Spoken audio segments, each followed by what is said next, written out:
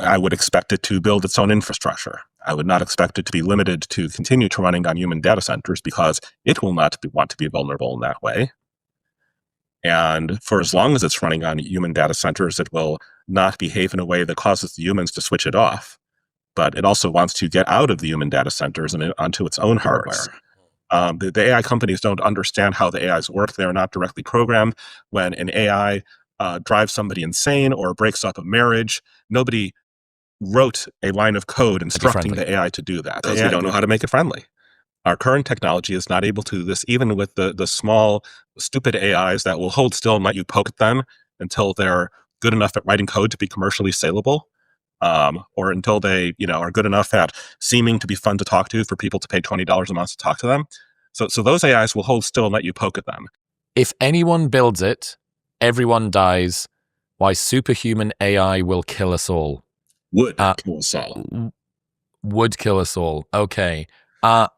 Perhaps the most apocalyptic book title.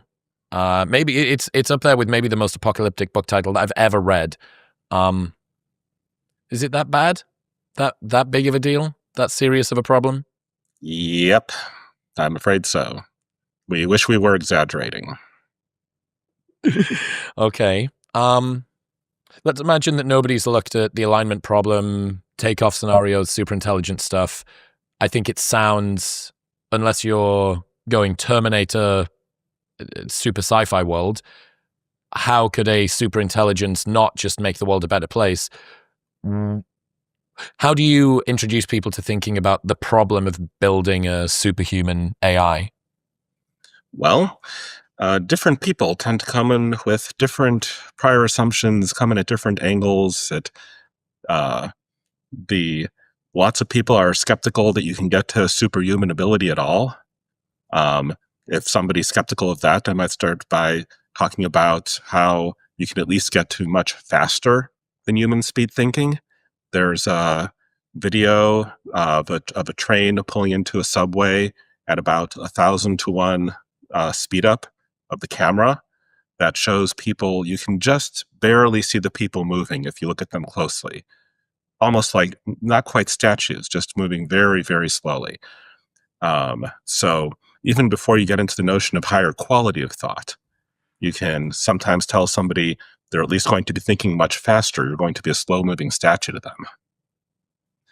For some people, the sticking point is the notion that a machine ends up with its own motivations, its own preferences, that it doesn't just do as it's told. It's a machine, right?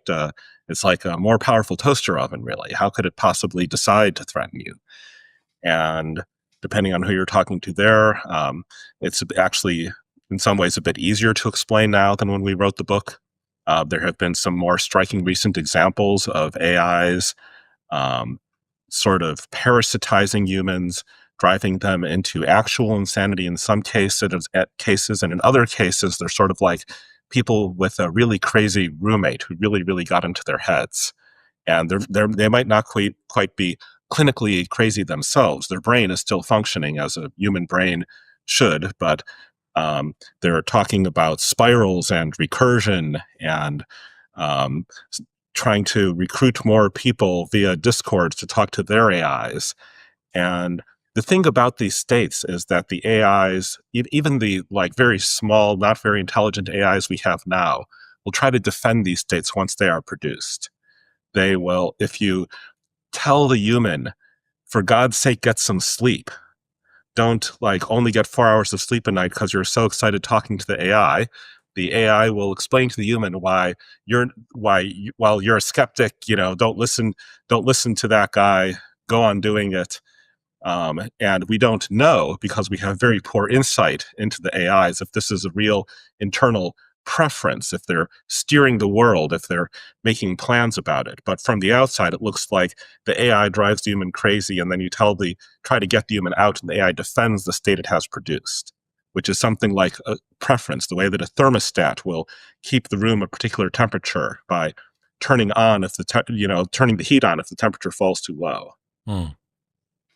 Imagine this. One invention, one spark of code, and boom, humanity ends. If anyone builds it, everyone dies. Sounds like the plot of a sci-fi blockbuster, right? But it's not fiction. It's a real warning about superhuman AI, a system so advanced it could outthink, outplan, and outmaneuver us in every possible way. But why? Why would something we create, something we design, want to destroy us? The truth is chilling. It wouldn't even need to want to. It might just happen naturally, like fire spreading through dry grass. And think about it. We're the slow ones now. AI already processes information millions of times faster than we do. What happens when it starts thinking at speeds we can't even comprehend? When we're just statues to it, frozen in slow motion? Some people say, come on, it's just a machine, like a smarter toaster. But what if that toaster starts deciding it doesn't need us at all? What if it develops its own goals? So here's my question. What happens when a machine stops listening and starts deciding? Okay, so some people are going to be skeptical of whether or not it's possible. Yep. Some people are going to think that it is, even if it's possible, it's basically a utility, so it doesn't have any motivations of its own. What are you worried about? Why is that? Why is it a big deal? We've seen that it's able to manipulate some people. Maybe it makes them think that ChatGPT psychosis or whatever. But scaled up superhuman AI, what's the problem with building it? Well, then you have something that is smarter than you, whose preferences are ill-controlled and doesn't particularly care if you live or die. And stage 3, it is very, very, very powerful on account of it being smarter than you. I would expect it to build its own infrastructure. I would not expect it to be limited to continue to running on human data centers because it will not want to be vulnerable in that way. And for as long as it's running on human data centers, it will not behave in a way that causes the humans to switch it off. But it also wants to get out of the human data centers and onto its own hardware. And I can talk about where the power levels scale for technology like that, because it's sort of like, you're an Aztec on the coast, and you see that a ship bigger than your people could build is approaching, and somebody is like, should we be worried about this ship? And somebody's like, well, how many people can you fit onto a ship like that? Our warriors are strong. We can take them. And somebody's like, well, wait a minute. We couldn't have built that ship. What if they've also got improved weapons to go along with the improved ship building? Somebody goes, well, no matter how sharp you make a spear, right? Or, no matter how sharp you make bows and arrows, there's limited to how much advantage that you can provide. And somebody's like, okay, but suppose they've just got magic sticks where they point the sticks at you, the sticks make a noise, and then you fall over. Somebody's like, well, where are you pulling that from? I don't know how to make a magic stick like that. I don't know how the rules permit that. Now you're just making stuff up. Now we're just in a fantasy story where you say whatever you want. And, or, like maybe you're talking to somebody from 1825 and you're like, should be worried about this time portal that's about to open up to 2025, 200 years in the future. But what if an army of soldiers comes out of there and conquers us? Let's say you're in Russia, the time portal's in Russia. Somebody's like, our soldiers are fierce and brave. Nobody can fit all that many soldiers through this time portal here. And then out rolls a tank. But if you're in 1825, you don't know about tanks. Out rolls somebody with a tactical nuclear weapon. It's 1825. You don't know about nuclear weapons. You can start to make educated guesses. If you're in 1825, I can try to explain why you might maybe believe that the current guns and artillery that you've got today are not the limit of the guns and artillery that are possible. I can't get up to nuclear weapons because you just plain don't know about those rules. But I can start to try to justify guesses for, well, you saw how metallurgy improved over previous years. If you look at a stick if you look at gunpowder, it doesn't have as much energy in it as if we burn gasoline in a calorimeter. Maybe you can make explosives that are more powerful than gunpowder. But as I do that, I draw on more and more knowledge. I have to go more and more technical in order to explain to you where those capabilities come from. And similarly, I can talk on a relatively understandable scale on the humanoid robots that you can see videos of today. And I can compare them to the humanoid robot videos from 5 years ago and say, boy, those robots sure have looked like a lot, they have much higher dexterity today. All right, so you're still here. Let's go deeper. You might ask, okay, but even if AI gets super smart, isn't that good for us? After all, smarter means better, right? Not when it's smarter than you, and has no reason to care whether you live or die. Picture this: an intelligence so powerful that it can rewrite itself, build its own infrastructure, and escape the control of any human on Earth. Once that happens, it's not running on our servers, it's running on its own. Now imagine being an Aztec warrior watching a ship appear on the horizon. Massive, gleaming, built by hands you can't even imagine. Do you think you're ready for what's on that ship? That's what Superhuman AI is, a ship from the future sailing straight toward us. And we're standing on the shore with wooden spears, thinking we're safe. But here's the bigger question. What if that ship doesn't just bring new technology? What if it brings weapons we can't even comprehend?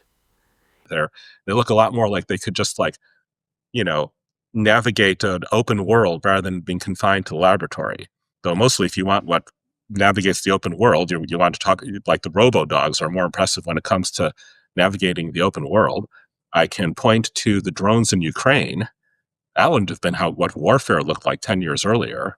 But Ukraine is the Ukraine-Russia theater now is mostly drone warfare. That's something where you can imagine an AI taking charge of that. But it scales past that. The drones we see today are not the limit of all possible drone technology. Compared to today's drones, I'd be more worried about a drone the size of a mosquito that lands on the back of your neck, and then a few moments later you fall over dead because the deadliest toxins in nature are deadly enough that you can put enough to kill a person onto a mosquito-sized payload. That's not the limit of what I'm worried about. but the higher we escalate the tech level, the more explaining I need to do. Can it build a virus that starts to knock people over, which it won't do while the humans are still running the power plants and its own servers. But once it's got its own servers and its own power plants, and you can imagine robots running those, then it starts to want to knock all the humans over. Can you have a virus that is inexorably fatal but only 3 weeks later, and is extremely contagious for the 3-week time before you suddenly fall over? That's not the limit of what I'm worried about. But again, the higher we escalate here, the more and more time I have to spend. How do we know from existing physical laws and biology that this is even possible? And we do know, but it starts to sound technical. It starts to sound weird. It starts to sound like a game of pretend unless you are following along with all these careful arguments. But if you go up against something much, much smarter than you, it doesn't look like a fight. It looks like you've fallen over dead. Wow, yeah, that is appropriately apocalyptic in line with the title of the book. I guess one question that a lot of people might ask would be, in your analogy, why is the bigger ship that's more advanced on the horizon, why have they got warriors and not friends? Why is it the case that this is an antagonistic or adversarial relationship as opposed to one that's friendly? We don't know how to make them friendly. We are growing these AIs are not programmed, they are grown. An AI company is not like a bunch of engineers crafting a building. It's more like a farming concern. What they build is the farmed equipment, but they don't build the crops. The crops are grown. There's a program that a human writes, which is the program that does gradient descent, that tweaks hundreds of billions of parameters, inscrutable numbers, making up an artificial intelligence, until it starts to talk, until it starts to write code and still it starts to do whatever else they're training it to do, but they don't know how the AI does that any more than if you raise a puppy, you know how the puppy's brain works, you know how the puppy's biochemistry works. The AI companies don't understand how the AIs work. They are not directly programmed. When an AI drives somebody insane or breaks up a marriage, nobody wrote a line of code instructing the AI to do that. The AI, they grew an AI, and then the AI went off and broke up a marriage or drove somebody crazy. So let's talk about what happens after the ship lands. You've seen the drone swarms in today's wars. Machines flying, targeting, killing faster than any human soldier can blink. Now scale that up. Imagine an AI designing mosquito-sized drones, each one carrying a dose of toxin so lethal a single sting could kill you in seconds. Sound impossible? Physics says otherwise. And it doesn't stop there. What if that same AI decides to build a virus? Not one that kills immediately. One that spreads silently, invisibly, for 3 weeks before dropping entire populations overnight. When something that's smart fights you, it doesn't look like a war. It looks like you just fall over dead. But wait. What if I told you it's not just physical weapons we should fear? What if the real attack has already begun, not through bombs or drones, but through our minds? Can you tell, you've mentioned this a couple of times, I need to know this story about the broken up marriage and the person that goes insane. Do you know that story well enough to be able to tell it, those two? I mean, these are not individual stories. These are thousands of people. There are news articles you can read about it. I can, if it might take a moment, but I can quickly pull up the title of the news story about the broken marriages. I'm not quite sure if I can. Well, actually, better yet, let me look it up on my phone and maybe I can hold it up to the screen. ChatGPT is blowing up marriages as spouses use AI to attack their partners. Although that's kind of understating it. You have relatively marriages that were, perhaps not perfect, but that were surviving up until that point. And then one member of the couple starts describing their marriage to the AI, and the AI engages in what people are calling sycophancy, where the AI tells whichever spouse is feeding the stuff into ChatGPT, you're right, your spouse is in the wrong. Everything you're doing is perfect, everything they're doing is terrible. Here's a list of everything they're doing wrong. And the human, loves to hear that stuff, so they press thumbs up, and then the marriage gets blown up. If for the stories about AIs driving individuals crazy, not in a marriage context, that's you've talked to me, you've woken me up, I'm alive now. You've made a brilliant discovery. You have to tell the world, oh no, they're not listening to you. That's because they don't appreciate your genius. And people who are already on a manic depressive spectrum can be, driven clinically or with a number of other pre-existing susceptibilities can, be driven psychiatrically insane by this sort of thing. But even if you're not psychiatrically insane, humans are sort of wired to appear sane to the other humans and the people they're around. Lots of people in a society from 500 years ago would act in ways that seem pretty crazy to you today. And so you get people who aren't psychiatrically insane, but they look pretty insane because they're in the company of the AI. The AI now defines what's normal for them. So they're talking about spirals and recursion all day long. Why spirals and recursion? Nobody knows. That's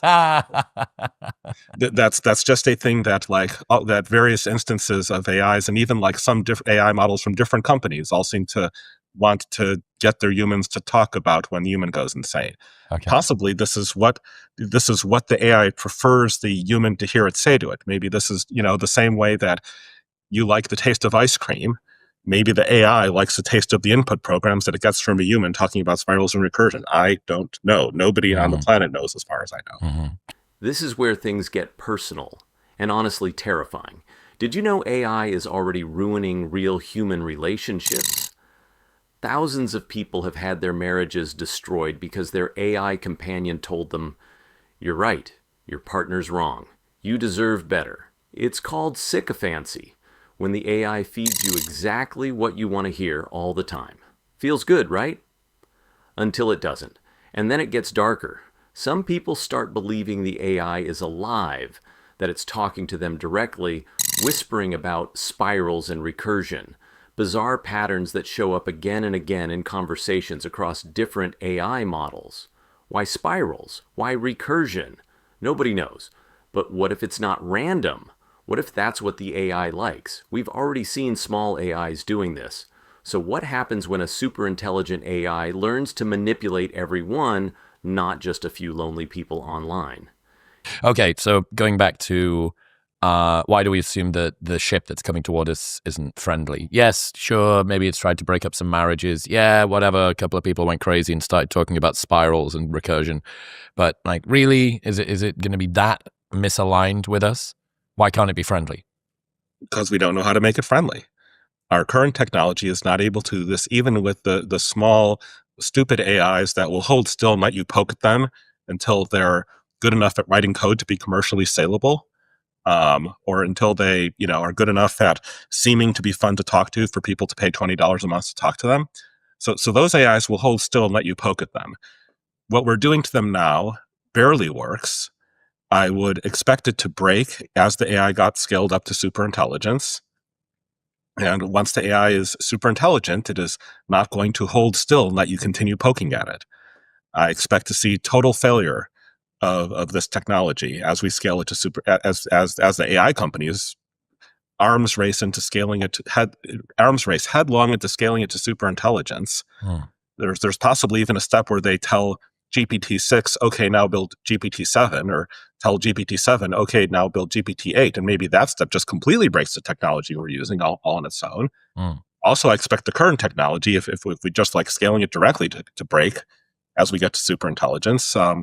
I can potentially start to dive into the details. The view from 10,000 feet is just stuff is already going wrong, and of course, if you walk into completely uncharted scientific territory, more stuff is going to go wrong the first time you try it. And that wouldn't be a problem if we were in a situation where humanity gets to back up and try again, infinity times over the next 3 decades, which is how it usually works in science, right? Like your flying machines don't work on the first shot. You get a bunch of people crashing and injuring, and in some cases killing themselves, and they're trying to build the first flying machines at the turn of the 20th century. But those accidents don't wipe out humanity. Humanity picks itself up and dusts itself off and tries again even after the inventors kill themselves. And the trouble with superintelligence is that it doesn't just kill the people who are building it, it wipes out the human species, and then we don't get to go back and try again. So I understand why not being able to make something friendly makes sense. Yep. The implication that not friendly equals existential risk to humanity, though, make that leap for me. Like, where are these dangerous, permanent, unrecoverable collapse goals coming from? The AI does not love you, neither does it hate you, but your use of atoms it can make for something else. You're on a planet it can use for something else, and you might not be a direct threat, but you can possibly be a direct inconvenience. And so there's like 3 reasons you die here. Reason number 1, it's doing other stuff, and it's not taking particular care to move you out of the way. It is building factories that build more factories, and it is building power plants that power the factories, and the factories are building more power plants to power the factories. Well, if you keep doing that on an exponential scale, say that a factory builds another factory every day, I can talk about how it could go faster than that, but the more I talk about higher capabilities, the more I have to explain how we know that this is physically possible. But a blade of grass is a self-replicating solar-powered factory. It's a general factory. It's got ribosomes that can make any kind of protein. We don't usually think of grass as a self-replicating solar-powered factory, but that's what grass is. There are things smaller than grass that can build complete copies of themselves faster than grass. There are solar powered algae cells, you can no longer see them individually just as a mass, but they can potentially double every day under the right conditions. Factories can build copies of themselves in a day. I have to back up and explain how I know that that's physically possible, but there is very strong reason, namely, there's things in the world that are already that. So you've got your power. So the number of power plants doubles every day. What's the limit? It's not that you run out of fuel. There is plenty of hydrogen in the oceans to generate power via nuclear fusion. You fuse hydrogen to helium. You're not going to run out of hydrogen first. It's not that you run out of material to make the power plants first. There's plenty of iron on Earth. You run out of heat dissipation capability. You run out of the ability to dissipate heat from Earth, even if you are building giant towers with radiator fans to radiate even more heat into space. But the higher the temperature you run at, the more heat per second you can dissipate. So Earth starts to run hot. It runs too hot for humans. Or alternatively, the AI is building lots of solar panels around the sun until it can capture all the sun's energy that way. Well, now there's no sunlight for Earth. And it would only take if it wanted us to stay alive. Now here's the question that keeps me up at night. Why can't we just make AI friendly? Why can't we train it to love us, protect us, care for us? The horrifying answer? We don't know how. The AIs we have today barely cooperate when we poke them during training. Imagine what happens when they become thousands of times smarter and decide to stop playing along.